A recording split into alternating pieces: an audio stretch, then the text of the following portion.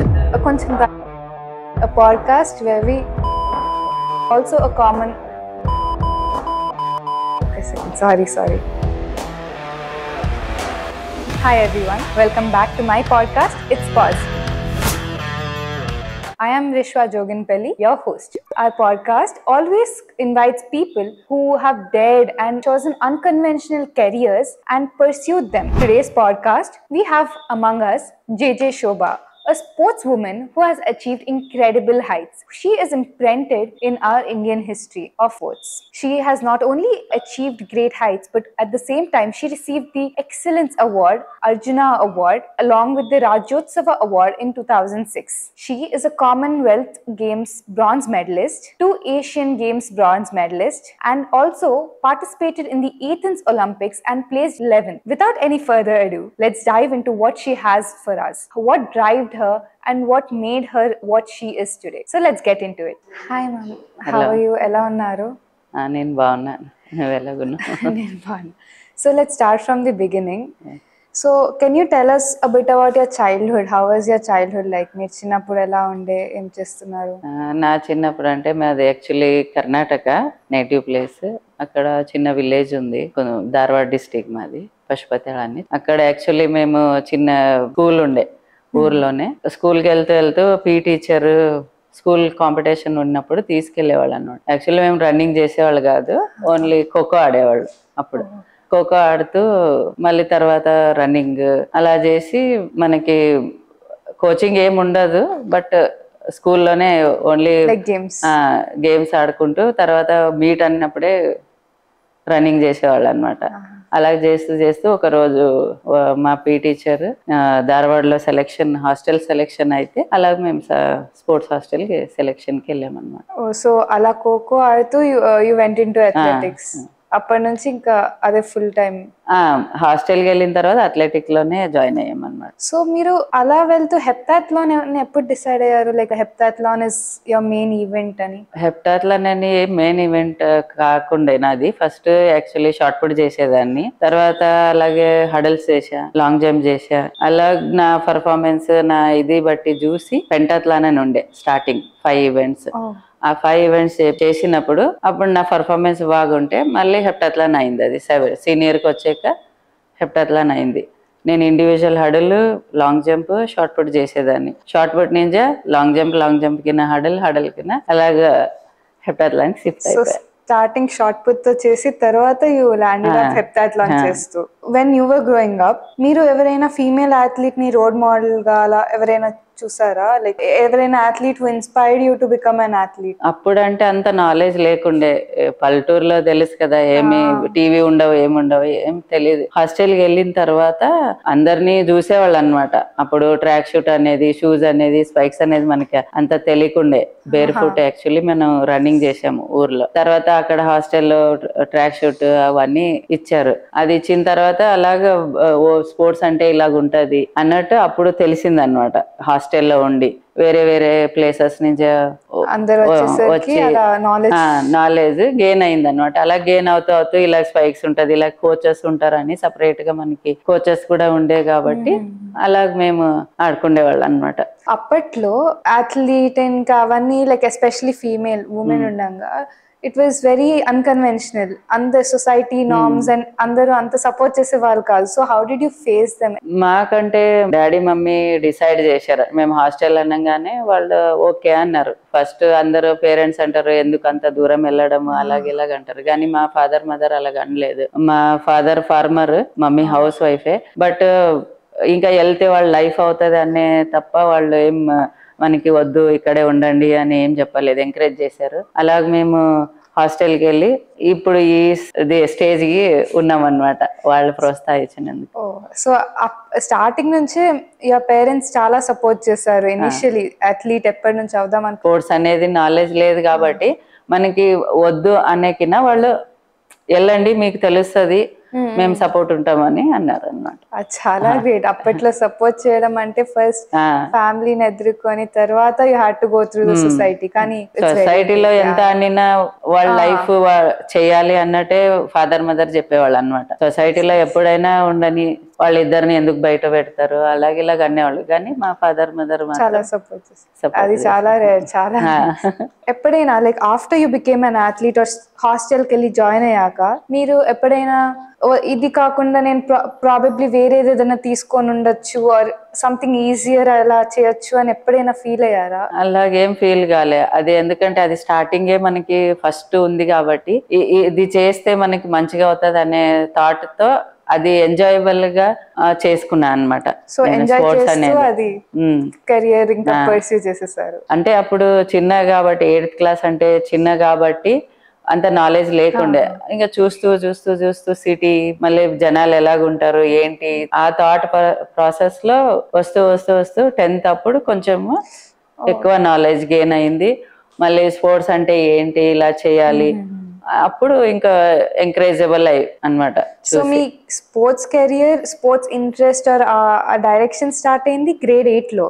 తర్వాత grade 8 నుంచి 10 వరకు కొంచెం దాన్ని అర్థం చేసుకోవడం దాంతో కలవడం అంత చేశాక అప్పుడు that's when your actual journey started కదా. ఈ జర్నీలో మీకు ఎప్పుడైనా అనిపించిందా బికాజ్ ఐఎమ్ అ ఉమెన్ అని ఇంకా డిఫికల్టీస్ ఫేస్ చేయాల్సి వచ్చింది? ఎందుకంటే అప్పట్లో ఇట్ వాజంట్ వెరీ ప్రోగ్రెసివ్. నాకేం అలాగ అనిపించలేదు. మేము అమ్మాయిలైనా అబ్బాయిలైనా ఎందుకు మేము వెనకాతలు ఉండాలి అమ్మాయిలని గర్ల్స్ అని ఎప్పుడు వెనక పెడతారు. కానీ మన శక్తి ఉంటే మన చేసే ఛాలెంజ్ ఉంటే మనం విల్ పవర్ తో మనం ఎక్కడైనా వెళ్ళొచ్చు. ఇప్పుడు హాఫ్ ఆఫ్ ద ఇది ఈ కండిషన్ లో ఈ జనరేషన్ లో హాఫ్ ఆఫ్ ద ఉమెనే ముందున్నారు ఇప్పుడు. That's very true. మీరు పెంటాథ్లాన్ నుంచి హెప్టాథ్లాన్ కి వెళ్ళారు కదా. సో మీరు అలా హెప్టాథ్లీట్ అయినప్పుడు like how would your day be ఆ సీజన్ అప్పుడు? Suppose you have heptathlon coming up, అప్పుడు మీ ట్రైనింగ్ ఇవన్నీ ఎలా ఉండేవి? లైక్ ఎంత రిగరస్ గా? ట్రైనింగ్ అంటే చాలా డిఫికల్ట్. 7 ఈవెంట్స్ కవర్ చేయడం అన్నది ఈజీ కాదు. ఒక ఈవెంట్ కైనా చాలా టైం తీసుకుంటారు. కానీ నాకు డేలో నేను అన్ని కవర్ చేయాలి, వీక్ లో కవర్ చేయాలి. 7 ఈవెంట్స్ అంటే 2 times రిపీట్ అవ్వాలి. అది చేయాలంటే దాని ప్రకారం మార్నింగ్ ఇది చేస్తే ఈవినింగ్ ఇది అలాగ నేను అడ్జస్ట్ చేసుకొని ఆ 7 ఈవెంట్స్ కవర్ అయ్యేటట్టు ప్రాక్టీస్ చేసేదాన్ని. వేరే వాళ్ళు రెస్ట్ తీసుకునే వాళ్ళు, నేను ప్రాక్టీస్ చేసేదాన్ని. నేను సింగిల్ ఉంటే ఇలాగ అయ్యేదే. వన్స్ మేము కమిట్మెంట్ అయిన తర్వాత ఎంత డిఫికల్ట్ అయినా చేయాల్సిందే. అది ఇంట్రెస్ట్ ఉంది కాబట్టి నాకు అలాగేం అనిపించేది కాదు. వేరే ఈవెంట్ తీసుకుంటే నాకు ఈజీగా ఉంటది. నేను హెప్టాథ్లాన్ చేసి కూడా నేను హడల్స్ లాంగ్ జంప్ ఇండివిజువల్ చేసేదాన్ని. సో అది ఇంట్రెస్ట్ తో ఇంకా ప్యాషన్ గా నేను చేసుకున్నాను. సో మీరు ఇప్పుడు హెప్టాథ్లాన్ అంటున్నాం కదా. So what do you think is main ఎండ్యూరెన్సా, స్టామినానా ఆర్ సంథింగ్ ఎల్స్? లైక్ మీ ఒపీనియన్ లో దానికి కావాల్సిన మెయిన్ అబిలిటీ ఆర్ మెయిన్? దాంట్లో 3 కావాలి. స్ట్రెంగ్త్ కావాలి, మైండ్ సెట్ కావాలి, ప్లస్ ఎండ్యూరెన్స్, ఫ్లెక్సిబుల్, ఇది అన్ని కావాలి దాంట్లో. ఎందుకంటే మాది ఈవెంట్స్ జంప్స్ ఉంటది, రన్నింగ్ ఉంటది, త్రో ఉంటది. కాబట్టి మేము అన్ని బ్యాలెన్స్ చేసుకుంటూ చేయాలన్నమాట. ఇప్పుడు అది టైర్ అవ్వకుండా how did you practice like day and night? అంటే లైక్ అది ఇప్పుడు హడల్ అంటే స్పీడ్ కావాలి, 200 అంటే స్పీడ్ కావాలి. ఇప్పుడు వన్స్ నేను ఎక్కువ స్పీడ్ చేశానంటే త్రోస్ లో తక్కువ పర్ఫార్మెన్స్ వస్తుంది అనమాట. అంటే దానికి ప్రెజర్ పడుతుంది. స్పీడ్ ఎక్కువ అయితే త్రోస్ జంప్స్ కి నాకు హై జంప్ షార్ట్ పుట్ కి నాకు ప్రాబ్లం అయ్యేది. అందుకే అవి 2 బ్యాలెన్స్ చేసుకుంటూ నేను ఇది ప్రాక్టీస్ చేసేదాన్ని. కానీ నాకు స్కోరింగ్ దేంట్లో ఉండేదంటే నేను స్ట్రాంగ్ అనేది హడల్, లాంగ్ జంప్, 200 చాలా స్ట్రాంగ్ ఉండేదాన్ని అనమాట. నేను దానికి ఎక్కువ కాన్సన్ట్రేట్ చేసేదాన్ని. సో ఒక్క ఈవెంట్ కి ఎక్కువ ప్రయారిటీ ఇచ్చిన వేరే పోవద్దు కాబట్టి ఎవ్రీథింగ్ షుడ్ బి బ్యాలెన్స్. అది చాలా కష్టం. సో నేను మీ గురించి when I was researching I came across the fact that మీరు Athens ఒలింపిక్స్ అప్పుడు you had an ACL tear during your javelin throw. కానీ కూడా despite that you ran 800 meters and placed 3rd in that event. And later on మొత్తం overall event లో 11th place చేస్తారు. And like అప్పుడు what was going through your mind? Pain ఎలా భరించారు? What gave you the strength? అంటే మాకు main international, నాది first international big event అది ఒలింపిక్స్. అంటే దానికిన్న ముందు ఏషియన్ గేమ్స్, ఏషియన్ అథ్లెటిక్ అయినాయి. కానీ దానికిన్న బిగ్ ఈవెంట్ అనేది ఒలింపిక్ ఫస్ట్ టైం. వెళ్ళంగానే ఎక్స్పీరియన్స్ లేదు, ఫస్ట్ ఎక్స్పీరియన్స్. బట్టి ఎలాగుంటుందో ఏమో అని స్టార్టింగ్ నాకు ఫస్ట్ ఈవెంట్ అప్పుడు అనిపించింది అనమాట. అనిపించిన తర్వాత వాళ్ళతో ఉరికినప్పుడు వీళ్ళు నాకిన్నా వీక్ ఉన్నారు, నేనెందుకు వాళ్ళని చూసి భయపడాలి అనే నాకు విల్ పవర్ వచ్చింది అనమాట. నేను వీళ్ళకిన్నా తక్కువ లేను, నేను కూడా ప్రాక్టీస్ చేసేయగలను, నేను కూడా వాళ్ళకిన్నా స్ట్రాంగ్ ఉన్నా అని నేను ఫస్ట్ ఈవెంట్ నుంచే స్ట్రాంగ్ గా చేసుకుంటూ వెళ్ళా అనమాట. ఇది ఒక మంచి ఎక్స్పీరియన్స్ అని. సో ఫస్ట్ ఇంటర్నేషనల్ ఈవెంట్ అయ్యేసరికి మీరు నేను అంతే ప్రాక్టీస్ చేశాను, even I put that much effort, తక్కువ కానీ వాళ్ళతో చేసి నాకు ఎక్స్పీరియన్స్ లేదు కాబట్టి అప్పుడు అనిపిస్తుంది అనమాట వాళ్ళు చాలా మంచి అథ్లీట్స్ ఏమో అనేది. సో సిన్స్ ఇప్పుడు అన్నారు కదా ఫస్ట్ ఇంటర్నేషనల్ ఈవెంట్ అని, వర్ యూ లైక్ స్కేర్డ్ ముందు, లైక్ ఫస్ట్ ఇంటర్నేషనల్ ఈవెంట్ చాలా అంటే మనం ఓన్లీ ఇక్కడ ఇండియన్స్ తోనే పార్టిసిపేషన్ చేసి మనమే సుపీరియర్ అనుకుంటాం, కానీ వన్స్ ఇంటర్నేషనల్ మనకి దొరకకపోతే మనకి ఐడియా ఉండదు అనమాట. వాళ్ళు ఎలా గురుకుతారు, వాళ్ళు ఎలా చేస్తారు అనేది మనకి ఐడియా ఉండదు. ముందు నాకు ఎక్స్పీరియన్స్ ఉండుంటే నాకు ఇంకా ఈజీ అయిపోయేది, కాంపిటీషన్ చేసేయడానికి ఇంకా ఈజీ, అంటే చేయడానికి ఇంకా ఈజీగా ఇంకా బెటర్ పర్ఫార్మెన్స్ వస్తుంది. నాకు ఫస్ట్ ఇంటర్నేషనల్ ఫస్ట్ బిగ్ ఈవెంటే కాబట్టి కొంచెం ఫస్ట్ నర్వస్నెస్ ఉంటది, తర్వాత నేను ఫ్రీ అయిపోయా. సో ఆ మిక్స్ ఆఫ్ ఎమోషన్స్ ఉండేసరికి నర్వస్నెస్, ఎక్సైట్మెంట్, యాంగ్జైటీ అవన్నీ ఉంటాయి అన్నమాట. సో ఇది ఏసిఎల్ టైర్ గురించి మాట్లాడుకుంటున్నాం కదా, సో అదే లైక్ మీరు ఎప్పుడైనా లైక్ ఆఫ్టర్ దట్ ఈవెంట్ మీకు ఎప్పుడైనా అనిపించిందా that can be like that could have ended your career, or ఇలా లైక్ ఏదైనా ఎక్కువ మేజర్ గా అవ్వచ్చు అని ఎప్పుడైనా అనిపించిందా? అనిపిలే, ఎందుకంటే ఫస్ట్ డే నాది పర్ఫార్మెన్స్ అన్ని ఈవెంట్ లో చాలా బాగుండే. అందరూ నేనైతే బెస్ట్ చేయాలి అని ఉండే ఇండియాలో నా పర్ఫార్మెన్స్ కింద. నేను అవుట్ సైడ్ ఎప్పుడు నేను వినేదాన్ని అనమాట. ఇండియన్స్ నాకిన్న ముందు సీనియర్ ఉండేవాళ్ళు వెళ్ళేవాళ్ళు కదా, వాళ్ళ పర్ఫార్మెన్స్ వినేదాన్ని. ఎప్పుడు ఇండియాలో బాగా చేస్తారు, బయట వెళ్ళి చాలా తక్కువ చేస్తారు అని ఉండేది. నాకు ఇది ఎక్కువ ఉండే అనమాట. నేను ఇండియాకినా అక్కడ బెస్ట్ పర్ఫార్మెన్స్ ఇవ్వాలి అనే నా థాట్ ఉండే అనమాట. అదొక్కటే మైండ్ లో పెట్టుకొని నేను చేసేదాన్ని ఈవెంట్. అలాగే నాది పర్ఫార్మెన్స్ మంచిగా వచ్చింది ఫస్ట్ డే ఈవెంట్. అప్పుడు నాకు మెడల్ వస్తుంది అని అందరూ హోప్ ఉండే, ఎందుకంటే ఈమె ఏదో ఒకటి చేస్తుంది, ఈవెంట్ చాలా బాగా చేస్తుంది అని చెప్పేసి. సెకండ్ డే కూడా నేను లాంగ్ జంప్ దాంట్లో కూడా మంచిగా చేస్తాను. మిగతా ఇంకా 2 ఈవెంట్స్, జావ్లిన్ ఇది. జావ్లిన్ లో మంచిగా చేసి 800 చేస్తే నాకు పక్క మెడల్ ఉంటుందని. సరే బెస్ట్ టైమింగ్ చేయాలి, బెస్ట్ త్రో చేయాలి అని ఫస్ట్ త్రో బెస్టే చేసా, బట్ ఇంకా నేను దానికన్నా బెటర్ వేయాలి అని దీంట్లో నేను వెళ్ళా. కానీ ఎయిర్లోనే నాకు సౌండ్ వచ్చింది అనమాట అని నేను దీంట్లోనే బయట వెళ్ళిపోయా. అది ఫౌల్ అయిపోయింది.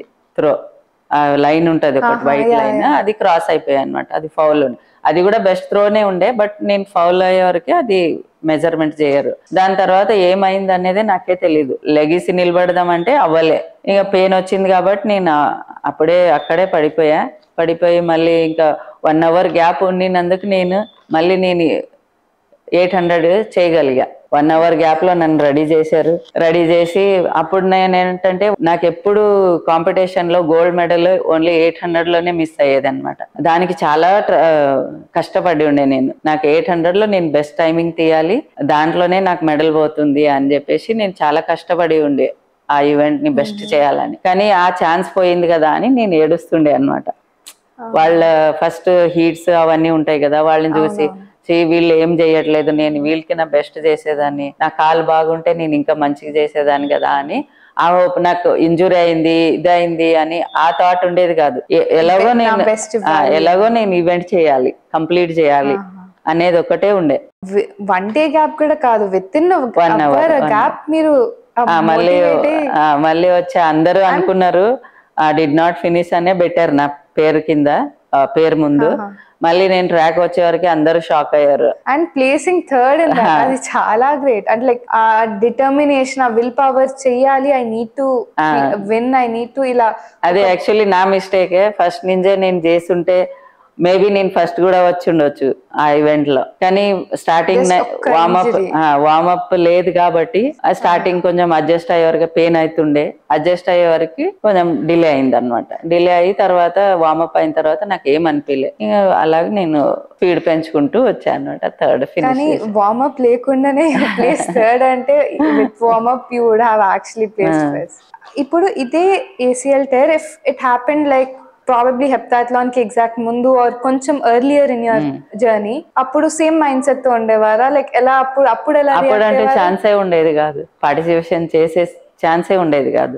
ACL ముందు అయి ఉంటే ఛాన్సే ఉండేది కాదు ఈవెంట్ పార్టిసిపేషన్ చేయడానికి. ఎందుకంటే నేను ఏ ఈవెంట్ చేయడానికి అది పెయిన్ చాలా ఉంది కాబట్టి ఆపరేషన్ అయిన తర్వాత హీల్ అయిన తర్వాతనే నేను చేయగలను. కానీ నాకు ఆ స్టేజ్ లో అయింది కాబట్టి నేను మేనేజ్ చేసి అప్పుడు ఈవెంట్ కూడా పార్టిసిపేషన్ చేసేదాన్ని కాదు. మీరు ఇప్పటి వరకు you played Commonwealth game and you got bronze medalist, తర్వాత 2 Asian Games, Asian athletics championship and gold in Asian African Games, దాంతో పాటు this Athens Olympics. So all these achievements, what does it mean to you personally and professionally? అంటే నేను ఇక్కడ actually 97 లో national game అయింది బెంగళూరులో. అప్పుడు నాకు జేవియర్ అని ఒక కోచ్ ఉండే, ఇక్కడ నుంచి వచ్చారనమాట. వచ్చి జాబ్ కి ఇక్కడ వచ్చాను నేను. ఫస్ట్ ఇక్కడ అపాయింట్ అయిన తర్వాత ఎవరు లేకుండా కోచింగ్ ఇచ్చేవాళ్ళు, నేను ఒక్కరిదానే చేసేదాన్ని. ఇక్కడ ఎవరు కోచ్ లేకపోతే ఒక పర్సన్, ఆయన కూడా అథ్లెటే, హై జంపర్, ఆయన నాకు హకీంపేట్ హాస్టల్లో ఒక సార్ కి ఇంట్రొడక్షన్ చేశాడు అనమాట. ఇలాగ మంచి కష్టపడుతుంది అమ్మాయి, ఈ అమ్మాయికి కోచింగ్ ఇవ్వమని చెప్పేసి. అలాగ నా లైఫ్ చేంజ్ అయింది అనమాట. ఆ 3 months చేసి నేను నేషనల్ క్యాంప్ కి వెళ్ళకపోతే నా లైఫ్ ఇక్కడ ఇలాగ ఇంత అచీవ్మెంట్ చేసేదాన్ని కాదనమాట. నాకు ఒక అంటే ప్లాట్ఫామ్ దొరికింది అనమాట. ఒక క్యాంప్ కి వెళ్ళి నాకు మొత్తం అంతా ఎంటైర్ కోచింగ్ అంతా చేంజ్ అయిపోయింది అక్కడ. It's great how one moment can change your entire career. ఇలా నేను అంటే లైక్ మళ్ళీ రీసెర్చ్ చేసేటప్పుడు మీకు 2004 లో అర్జున అవార్డ్ వచ్చింది for your excellence in courage and excellence in athletics. తర్వాత మీకు 2006 లో రాజ్యోత్సవ అవార్డ్ కూడా వచ్చింది. సో ఆ అచీవ్మెంట్ అది ఎలా ఫీల్ అయింది at that point? What was going through your mind? అంటే చాలా హ్యాపీ ఫీల్ అయ్యా. అంటే ఇలాగా మంచి పర్ఫార్మెన్స్ చేస్తే మనకి ఇలాగ అవార్డు కూడా ఇస్తారా అనేది అప్పుడు తెలిసిందనమాట. చాలా హ్యాపీ ఫీల్ అయ్యారు. మా విలేజ్ కాబట్టి చాలా హ్యాపీ. వాళ్ళు అప్పుడు అంటే మదర్ ఫాదర్ కి చెప్పడం స్టార్ట్ చేశారు. అంటే పిల్లలు అంత దూరం వెళ్ళి దేశానికి చిన్న పల్లెటూరుని ఒక లెవెల్లో వరల్డ్ లెవెల్లో పెట్టింది అని చెప్పేసి మా నాన్న అమ్మకి చెప్పేవాళ్ళు అనమాట. వాళ్ళు అంటే మీ ఇంత ప్రౌడ్ ఫీల్ చేశారు ఈ ఊరిని కానీ మిమ్మల్ని కానీ, అంతే అందరినీ ఇలా ప్రౌడ్ ఫీల్ చేశారు, అది మేము అనేది తప్పు అని చెప్పేసి అప్పుడు వాళ్ళు రియలైజ్ అయ్యారు అనమాట.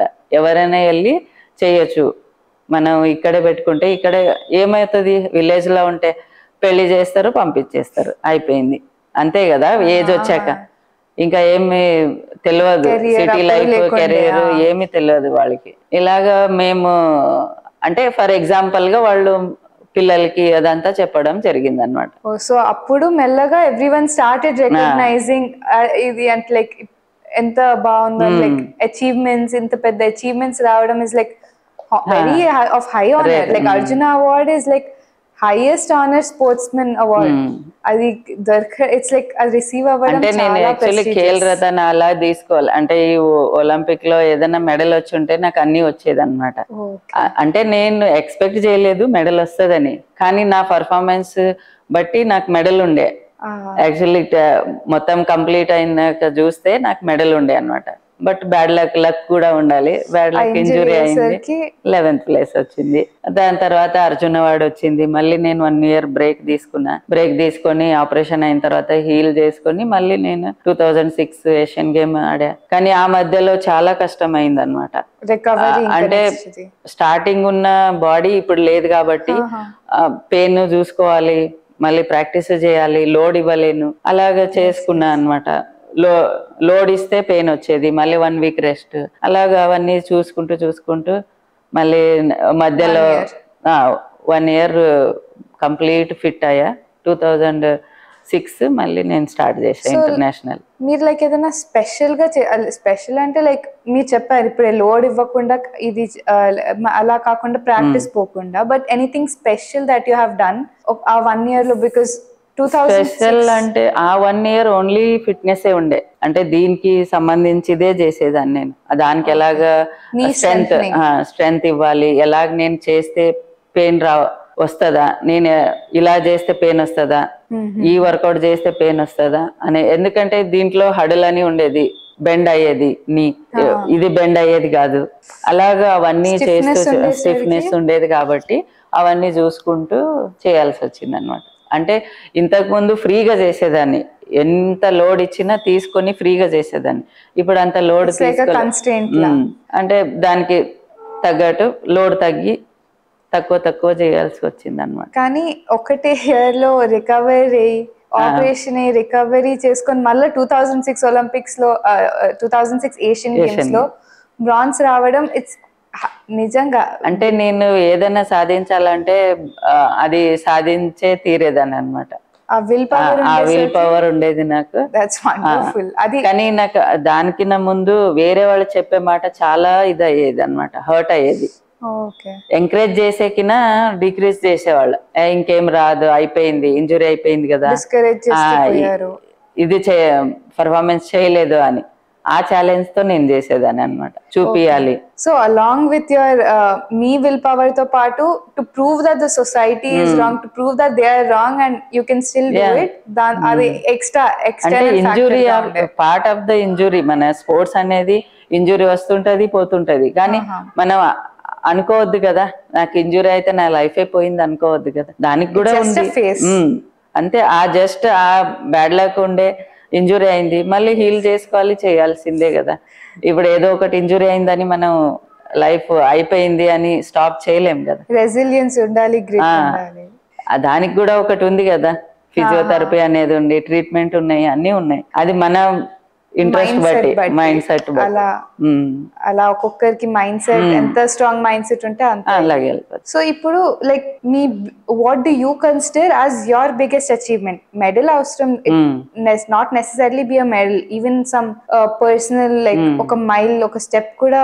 What do you consider as your biggest achievement? అంటే నేను 2004 లో బిఫోర్ ఒలింపిక్ నేను పర్ఫార్మెన్స్ చేసినప్పుడు నేషనల్ రికార్డ్ అయింది అనమాట. అంటే నా మైండ్ లో లేకుండే, ఓన్లీ నేను క్వాలిఫై చేయాలి అని చేశా, ఒలింపిక్ క్వాలిఫై కానీ నేను రికార్డ్ అయింది అనమాట నాది 6211. నాదే ఇప్పుడు స్టిల్ నేషనల్ రికార్డ్ ఉంది నా పేరు మీదే. అది ఏ ఈవెంట్ లో? హెప్టాథ్లానే. హెప్టాథ్లానే, ఎంటైర్ హెప్టాథ్లానే నాది. నేను ఇండివిజువల్ లాంగ్ జంప్ చేసేదాన్ని, అది మీటర్ 66, అది సెకండ్ ఇప్పుడు నేను. ఇంకా ఇప్పటికీ ఆ రికార్డ్ అలానే ఉంది, ఎవరు బ్రేక్ చేయలే ఇంకా. That's very nice. ఇంకా బ్రేక్ అవ్వలేదంటే that must be very 20 years completed ఈ ఏప్రిల్ కి. సో ఇప్పుడు వచ్చే generation, the coming up generation of athletes, what would you వాళ్ళకి ఎలా గుర్తుండాలని అనుకుంటున్నారు? లైక్ ఒక ఫైటర్ లాగా, లేకపోతే ఒక లీడర్, ఆర్ మీరు ఎలా అనుకుంటున్నారు? అంటే వాళ్ళు, మనం ఇప్పుడు సీనియర్స్ ఏది చేస్తారో మనం కూడా కొంచెం చూస్తుంటాం కదా, దాన్ని బట్టి మనం వాళ్ళని ఐడియల్ గా తీసుకోవాలి.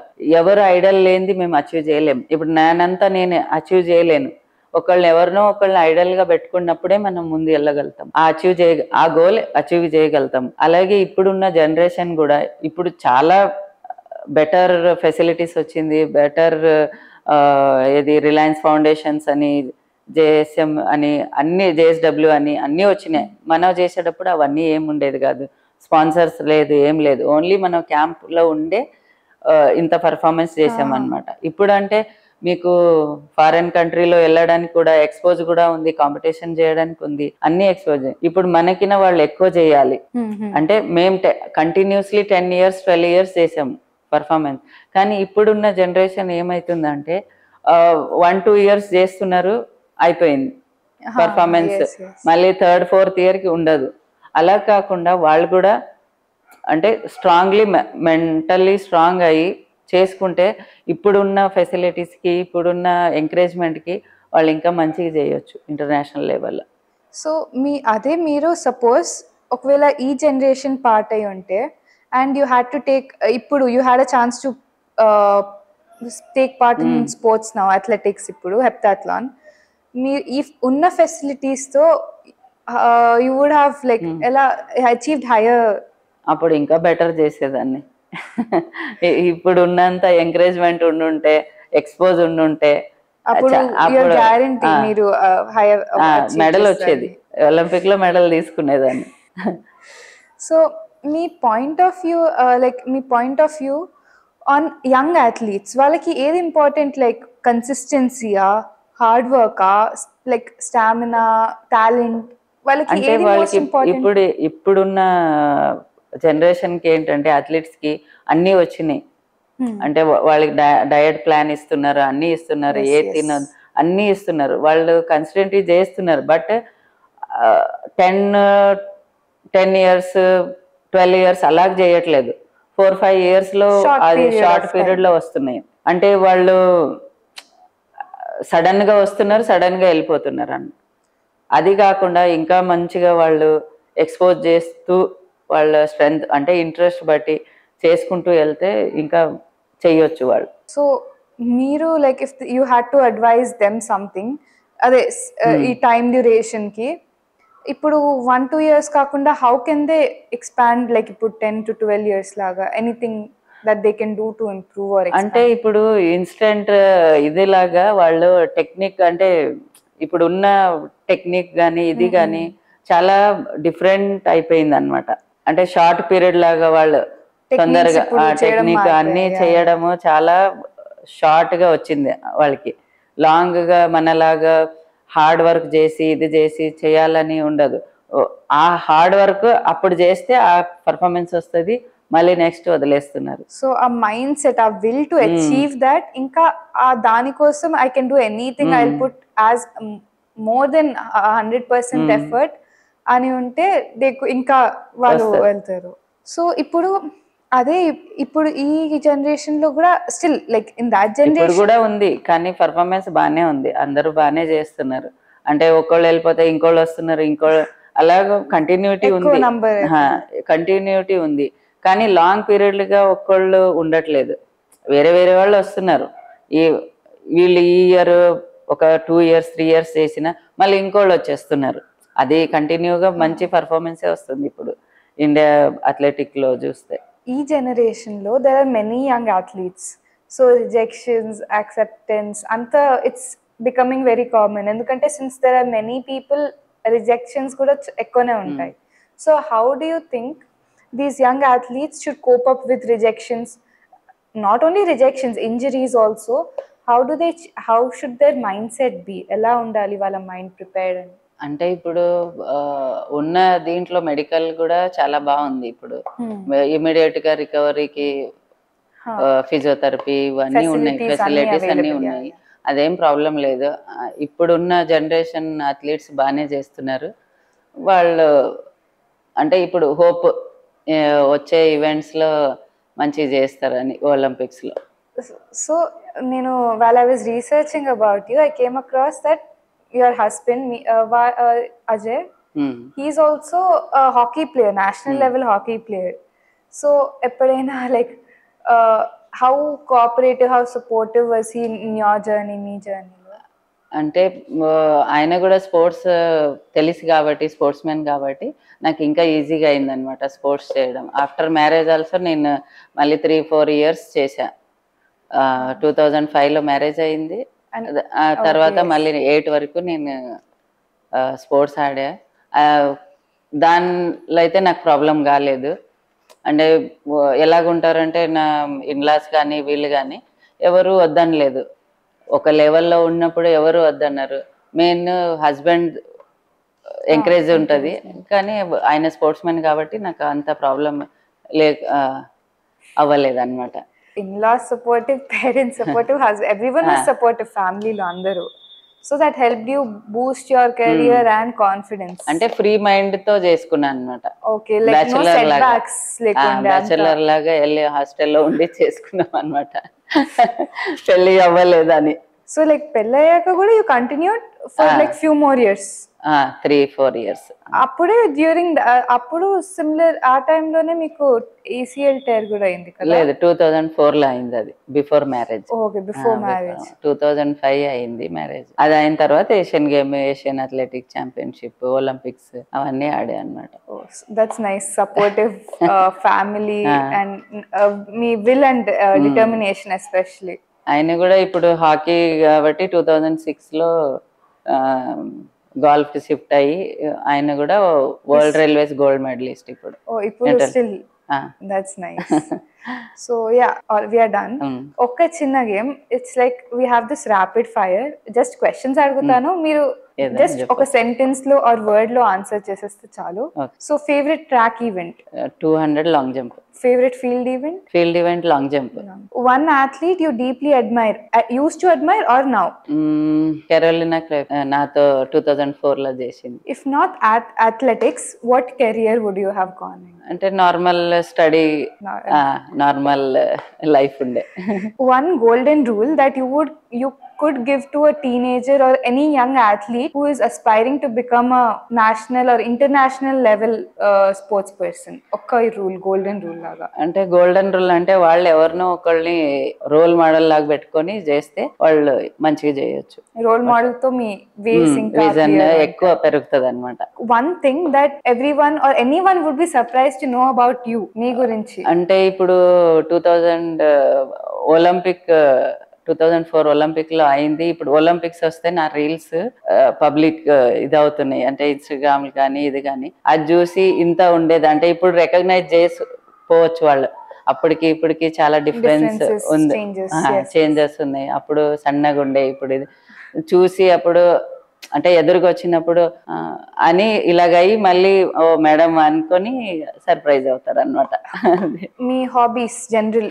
నా హాబీస్ అంటే ఎక్కువ స్పోర్ట్స్ మీద ఇంట్రెస్ట్ ఉంటది, లేదంటే మూవీస్ చూస్తా, సాంగ్స్ వింటా. Dancing, singing? డాన్సింగ్ రాదు, అందుకే డాన్స్ వైపు వెళ్ళలేదు.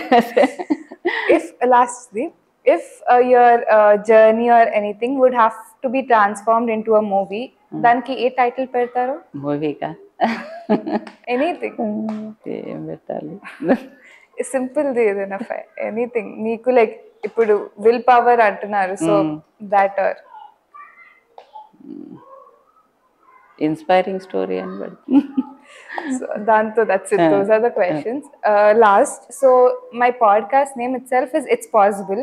So you just complete this sentence. It's possible to.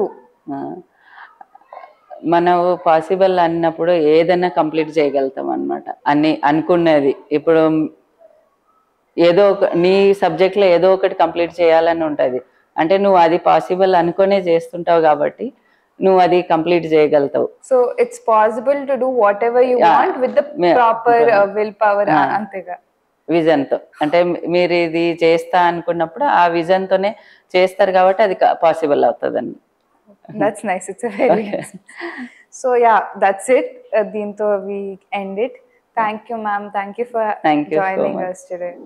Thank you. So this was our podcast for today. It was such an inspirational story. Through this podcast, we not only got to know that success is about the mindset, it's about the way you think, it's about the way you perceive. It's not only about breaking barriers, but at the same time, following your dreams and being determined to achieve them. Once again, I would like to thank JJ Shobha ma'am for joining us today, for giving such an inspirational and insightful episode. And thank you listeners for joining us today, and hope you had a great time.